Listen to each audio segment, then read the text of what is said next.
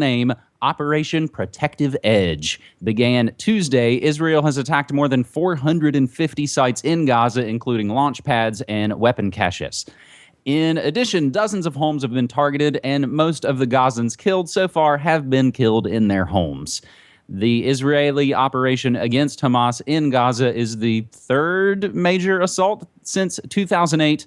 And the background, which was developing as we were away from New World Next Week, this all follows weeks of rising Israeli-Palestinian tensions after the alleged kidnapping and killing of 3 Israeli teens in the occupied West Bank, which Israel blamed on Hamas, and the suspected alleged revenge killing of an Arab youth in East Jerusalem.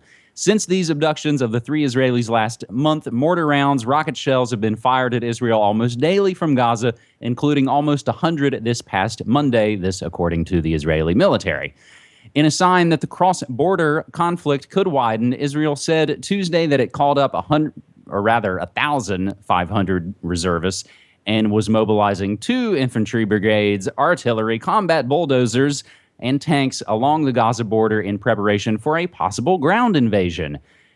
James, the Israeli cabinet subsequently approved the call-up of an additional 40,000 Army reservists. This, again, according to the Defense Ministry. Some of the relateds that I have: Hamas allegedly attempted to hit the nuclear reactor in Dimona. James, this is a developing story, but one that we've seen 100 times over and over again.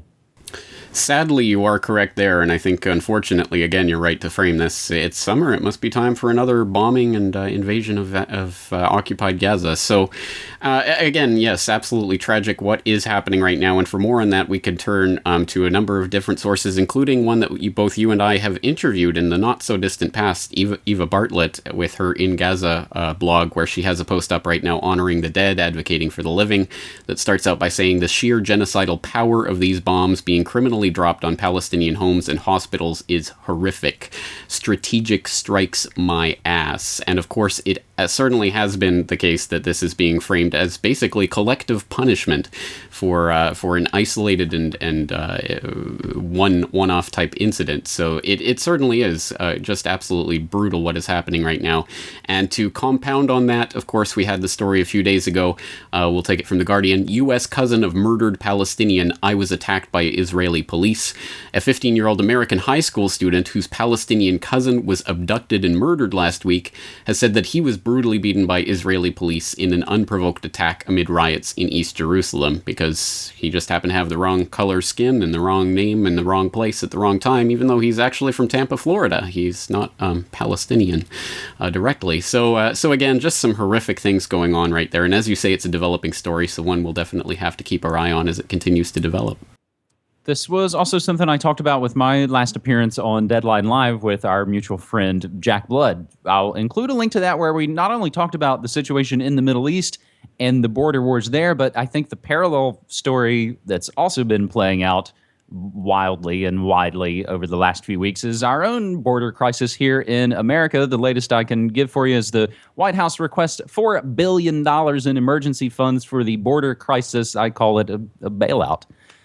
Having said that, James, let's move to our second story this week as we turn a little techie. We can take it from Zero Hedge and tweeted by our friend at Counterbalance T on Twitter. Wall Street joins U.S. intelligence cronies to form the fascist Cyber War Council. Want to hear the worst idea in the history of horrible ideas? How about we take the industry responsible for destroying the U.S. economy and wrecking the lives of tens of millions of people and allow it to create a government industry cyber war council. It appears that trillions in taxpayer bailouts just simply isn't enough for Wall Street, noting that it can seemingly get whatever it wants whenever it wants it. The industry is now positioning itself to overtly control U.S. cyber policy. What could possibly go wrong? The man behind this push appears to be ex-NSA Chief Keith Alexander, who, as Zero Hedge noted last month, is now pimping advice to Wall Street banks for $1 million a month. One of Mr. Alexander's most high-profile clients is Wall Street's largest lobbying group, the Securities Industry and Financial Markets Association, SIFMA. Unsurprisingly, SIFMA is behind this latest push to formally merge Wall Street with the government intelligence apparatus, and it seems like Mr. Alexander isn't wasting any time. A lot of this sources back to a report from Bloomberg that notes, in quotes, Wall Street's biggest trade group has proposed a government industry cyber war council. So that's not just the crazy conspiracy people making up cyber war council. That's their terminology. To stave off terror attacks that could trigger financial panic by temporarily wiping out account balances, this according to an internal document. And again, it gets into the proposal by SIFMA. The trade association, SIFMA, also reveals in the document that SIFMA has retained the aforementioned NSA director, Keith Alexander, to facilitate the joint effort with the government. Alexander, in turn, has brought in, wait for it, Michael Chertoff. That's right, the former U.S. Secretary of Homeland Security and, of course, his firm, Chertoff Group. So a couple of the other tweets and links to Russia Today, as well as to my own cyberspacewar.com. Wall Street gets former NSA chief to help banks create a cyber war council. James. Well, it should, unfortunately, again, be no surprise to us that Wall Street is joining up with the intelligence agencies to try to usurp this power to declare cyber war or whatever it is exactly that's going on here. Because, of course, the Wall Street really is the intelligence agencies in a key sense. And if for anyone who knows the history of the intelligence agencies in the United States, they were founded and populated by either Wall Street people directly or Wall Street lawyers were basically the people who started to found what we now know of as the U.S. intelligence community back in the days of the National Security Act. So again, it should be no surprise that Wall Street is just trying to overtly take control of the steering wheel here.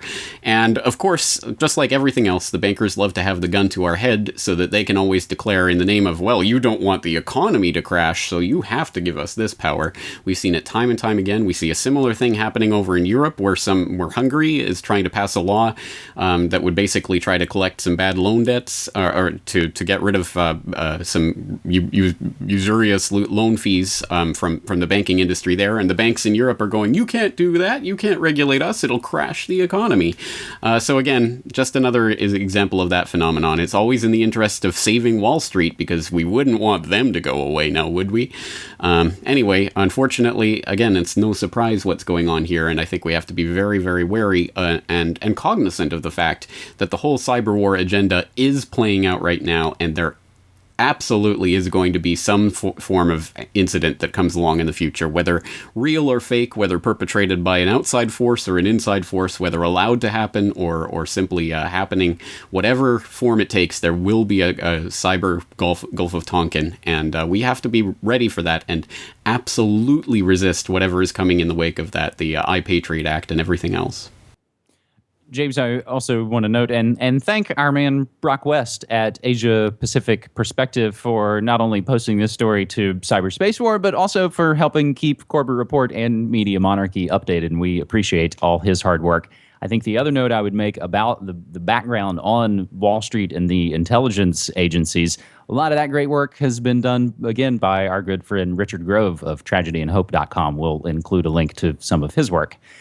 Our third and final story this week comes with caution, as our friend Daniel at We Are Third notes, the following may cause a numbing sensation.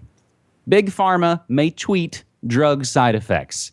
The FDA has proposed a new set of social media guidelines that will require drug companies to tweet their products' side effects to the world, this coming from the Wall Street Journal. Though still tentative and with lots of loopholes and questions that, again, in all of these cases, in all the articles and all the news stories we mentioned, we provide the links for you. Go read them for yourself and do more research for yourself.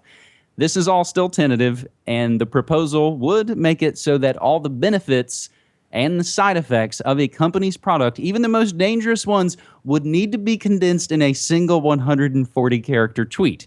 If a firm, quote, concludes that adequate benefit and risk information, as well as other required information, cannot all be communicated within the same tweet, then the firm should reconsider using Twitter for the intended promotional message, end quote, the FDA wrote in the regulations. It should be noted that the guidelines won't actually stop pharmaceutical companies from tweeting about their drugs or devices if they can't fit all the info in a single tweet, which seemingly throws out everything I just said. If they want to remind customers that their products exist, they'll still be able to do so. But the minute they include a product's benefits, The tweet will also have to include a long list of side effects. This is sort of the similar setup that we kind of have in the States as far as public broadcasting goes. You can have underwriting, but you can't tout it as being the best, greatest, will make your life better kind of product. It just has to say, here's a product, it exists, it's for headaches. Continuing, the guidelines, James, won't just affect Twitter because they'll require companies to contact bloggers to ask for changes to articles that contain misinformation. Wikipedia will also be affected, as companies will now be asked to alter pages relating to their products if they contain false labeling details. If approved, these guidelines could go into effect in as quick as 90 days. James, this is a bizarre story, like I said, with lots of loopholes and catches, but I like it as just a story that helps illustrate all the bizarre areas and tightropes that we walk, especially when you run organizations that for generations have been involved in eugenical process to wipe people out. I like the idea of them not having to tweet because Vioxx will probably kill you rather than help you. Well, I certainly share that feeling, and trust me, no one is more opposed to big pharma and the crap that they churn out than myself. But I, as always, I'm worried about what is done in response to that, because that can be a bigger tyranny than the tyranny that it's trying to confront, and this is a potential example, or at least